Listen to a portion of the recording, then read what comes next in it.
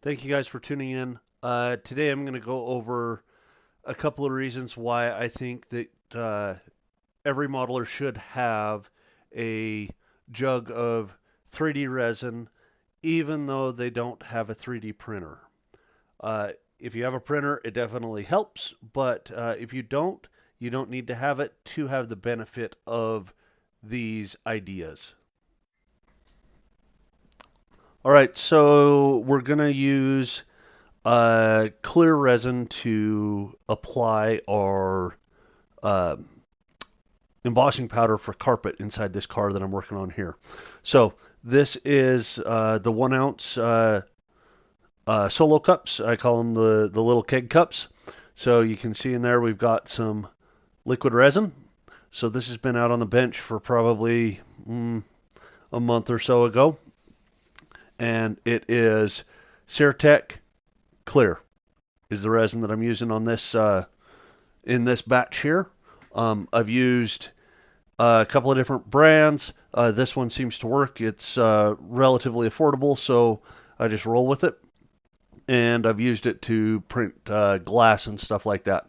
So as it sets out, it will kind of give a little bit of a yellow color to it, but you're not going to see that when you get done with the rest of the procedure. So take a older paintbrush. Definitely don't take and do this to a $30 or $40 paintbrush. It would definitely not be a good thing. So interior tub. It's just been painted with Tamiya, and you can see it's got the ejection ports. Well, you can see it right there. Ejection ports, which you would probably sand these flat if you were doing it on a body or something along the lines of that. But we're going to cover it in carpet, so nothing too crazy there. I'm going to take and just paint this on here with the paintbrush. Nothing too crazy. This is self-leveling. I want to try to keep it out of the holes because I'm going to have pieces go in those holes. And I probably don't need to go back this far because the seats are just going to cover it. But as you can see, it's starting to slowly come across and uh, level itself out. Um, Basically, it's the same principle as the gloss paint. This just makes it a whole lot faster to do because within a couple of minutes here, I will be able to put these seats in and have them go in for good.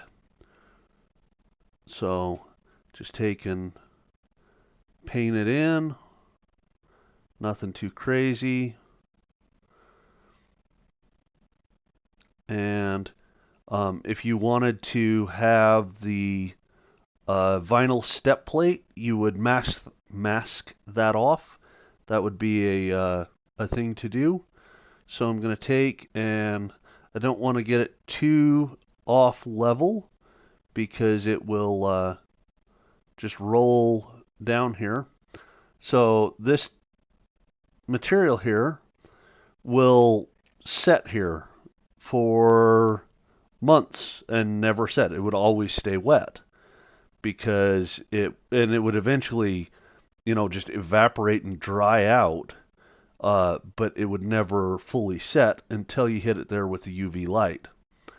And that's the name of the goal there. So I'm just going to set these off to the side here. I'm going to take my paint box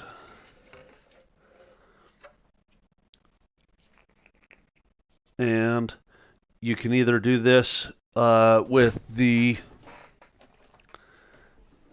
handy dandy tea strainer, works really well, but this is a really fine embossing powder, so I'm just going to tap it in. I think, unless I saw that great big chunk that came out of there. Yeah, we're gonna do the. Huh, it's not really gonna make any difference because it poured straight through that and didn't hold. So no worries. It's been a while since I've used this. I've been using flocking mainly instead, but this principle works exactly the same on flocking as it does with embossing powder. I just didn't have any brown flock. So just tab it on there and go a little heavier than you normally would.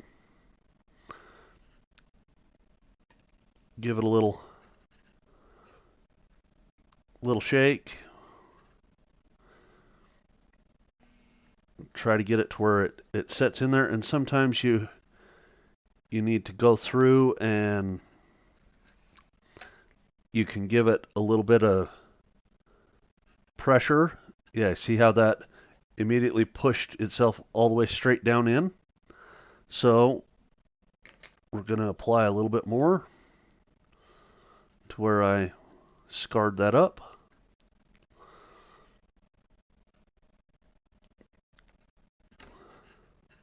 So with the embossing powder, if you put it in, you can go back through and paint over the top of it, and it will accept the paint and not have any problem. Just move it around, make sure that it kind of seats all the way in. Then we're going to knock the excess off. And I got a dark spot where I added that extra to it. Not the end of the world. That actually is probably going to work for what we need it to do. So here, I'm not going to cut the video or anything real time. I'm going to just reach over here and I'm going to hit it with UV light. Try not to blind you guys with it. The big thing with the UV light is if you do have open 3D resin on your desk, it will set that as well.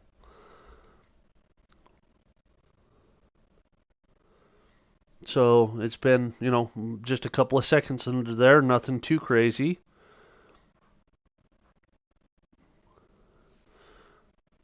Now we'll set it back here.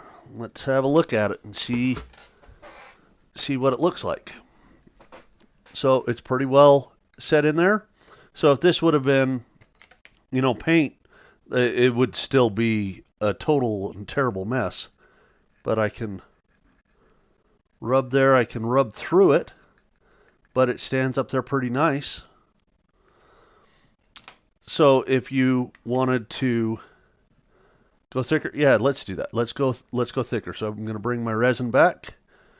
Same paintbrush, still wet. And I'm just going to put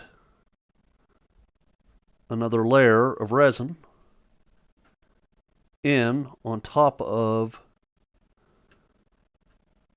this, and you'll see it kind of soak in, and that's really what you want it to do, is soak in real tight. And now I've got probably 2 or 3 times the amount of resin that I had in that spot, so it's going to stick even better. Be a little more cautious about the straight line. And I'm not going to go as far back as I did before, because it honestly doesn't need to be back that far. It only really needed to be in the front. And on some builds, you're not even going to see the carpet anyways, so that's a whole nother argument to be won on that. So we're just taking, and this resin will pick up and get dirty at times, and you can, the beauty of this cup that cost you, 15 or 20 cents, you can buy them on Amazon in a big package, lasts years. So you can just pitch it and start out with a fresh one. So I'm going to set this back off the side, and we're going to reflock it.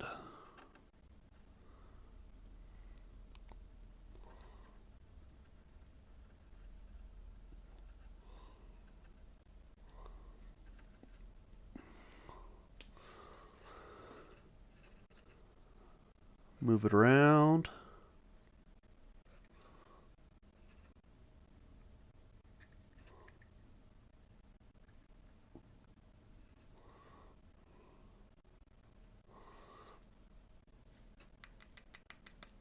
Okay, you can see the definite difference of how dark it is. It's also got a height difference there, which is nothing too crazy. It is definitely something to be that you can work with. We're going to take it and put it back under the UV light. And the important part with this is 3D resin activates under 405 wavelength. So that's the wavelength that you need to hit for it to solidify and become a solid. Some like the AC UV lights that the Auto World uses doesn't always hit that 405. So when you're looking, just go through and make sure that you get the right one on that. Okay, that should be all right. And now we're flocked. I'm happy with that. You can knock any excess off that you need to. And you are carpeted. This is going into a Packard, and I honestly don't think you're going to see a lot of this carpet anyways, but just wanted to bring, this is a kind of a multi-part thing of my uses of clear resin that you don't need to be a 3D printer, but I think it's important that you have 3D resin on your bench to be able to use it and do these things with. So there's one part of it. There'll be more later. See you guys in a minute. So this here is one of the other uses that I find myself using clear resin for in almost every build type setting is setting glass. So you can use canopy glue, you can use the Revell for clear plastic, you can use the BSI Gold Plus. All of those work. BSI is probably my favorite one to use of actual like glues, but the clear resin, it's what I go to. So resin again, we've got a window frame and window. So I'm going to just set it by hand to begin with, which it finds its happy spot and then it'll click in, which is beneficial because if it didn't, it would be even more difficult. So I'm going to take and get that set there, and this isn't going to be the strongest of a hold, that is for sure, but hopefully I can put enough on it that it will hold enough to where it'll work. This is just a shelf model. I don't plan to take this one out to shows or anything like that. So toothpick, I'm just gonna dip it in. I'm gonna just kind of fill it in, and this stuff, when it sets, it's shiny. So on the chrome, it will work there pretty well, because if you were to use an adhesive on this, you would have to scrape the chrome off. This chrome is in brown underneath it, so it would be a very, very evident scraping on that. I mean, probably the better thing to do would have been to strip the chrome off completely and put my own chrome on, but that's not the way this build's going to go. So you just dab it in there. Works really good. Nice and clear. So I'm going to reach over here and I'm going to knock stuff over on the ground, of course. And I'm going to add some UV light to it, just the same way that I did there with the carpet. And after a little bit of time, we can take and we have two pieces that are together. Hopefully they will stay together long enough, and it's, I mean, I don't want to put too much force to it, but it's definitely got some adhesion to it. On full resin kits, I've used the resin as the glue that I used basically to put the whole car together too. So it can be done. That is another use for 3D resin without a 3D printer. We'll see you guys in a minute.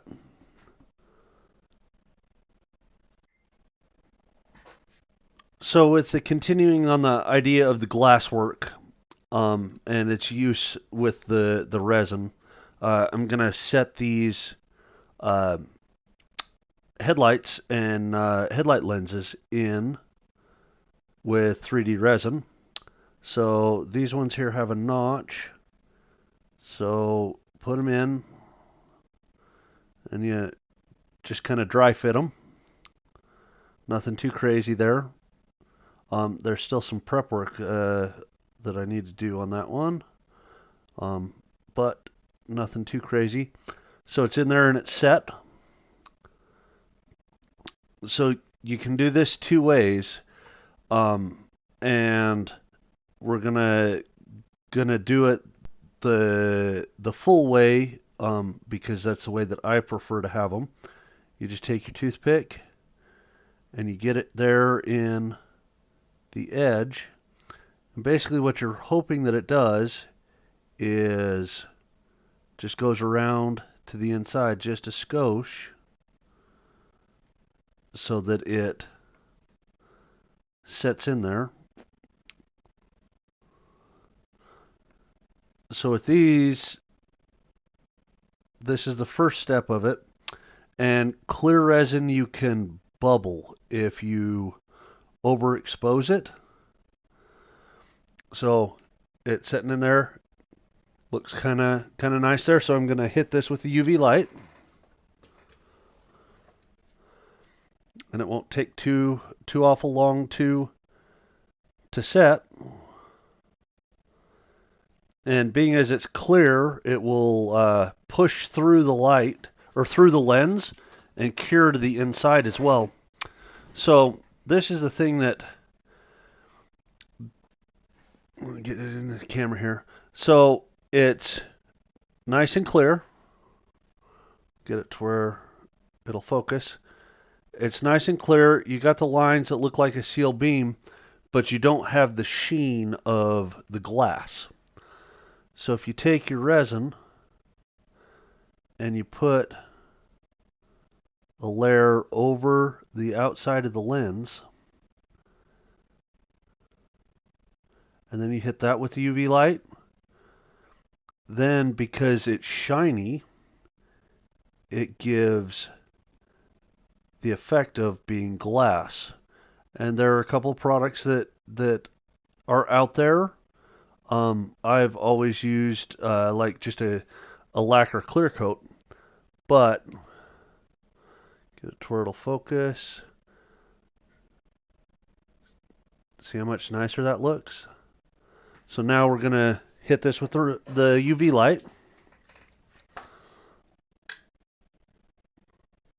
It won't take too awful long because it's a really thin layer there.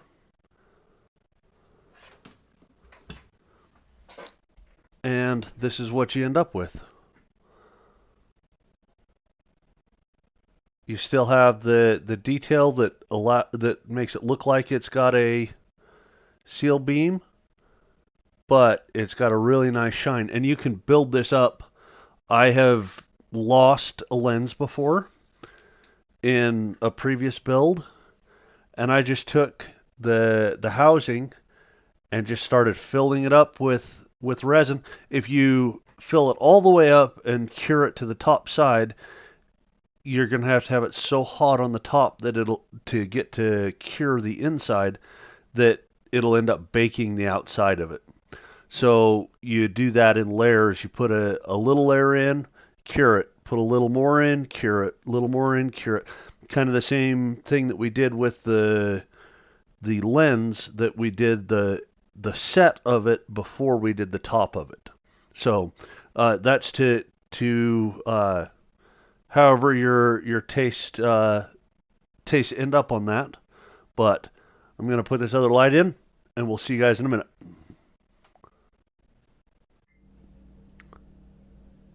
So you can also use a red tinted clear resin for taillights, and then end up having a super reflective polished plastic look on them as well.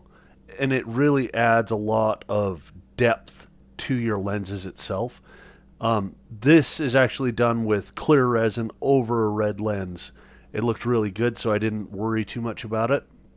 I have done it with the red resin, and it works really well. That's a tip that Brian Buster is the brainchild on that one. We were on a video chat, and he said, "Oh, what about this?" And he gave that a try, and I've adopted it, and most definitely it has changed the way that I look at some of the materials as well. That definitely not designed for the use that we're using it for, but the effect that you're getting out of it is just absolutely amazing. And these are just some of the uses that I find myself using all the time with a 3D resin, that you wouldn't even need to have a 3D printer to have the reason for it to be there. But I really think that it should be on every modeler's desk and have something that they can use and have a different product in a different style. So thank you guys for watching, and this is Ceratec Clear, and I will put down in the description the keg cups and the resin, and yeah, I don't need to put toothpicks or anything like that down, and flocking, you guys all know where to get all that stuff. But just those little things to have that make such a big difference on the builds, and make a big difference in being able to efficiently work through a build too. I mean, the carpet is probably the biggest time saver. The carpet and the glass is probably the biggest time savers that I see, because I can put seats on that and I can continue the build, where if that was paint, I've got probably 4 or 5 hours that I can't touch it, and then if I need to add more to it, I got another 4 or 5 hours that it needs to set. The glass is kind of the same way. You tape it into the body, you put your canopy glue in, and don't even look at it for 24 or 48 hours in fear that it's going to fall out. Or if you tape it in and you use the BSI stuff, which is usually a little thinner, you end up getting the tape glued onto the body, that then now you got to polish the body out. Where this here, you can just take it, and when you're putting it in a regular body, you just set it in your body, you set your glass in, and then you just load up the top and the bottom of it with that clear resin, and within moments you are ready to go to the next step, to put your interior tub in, to put all these other things in. So just a couple things to think about, guys, and maybe something that you would like to incorporate in your building as well. Thank you guys for watching. We'll see you guys on the next video.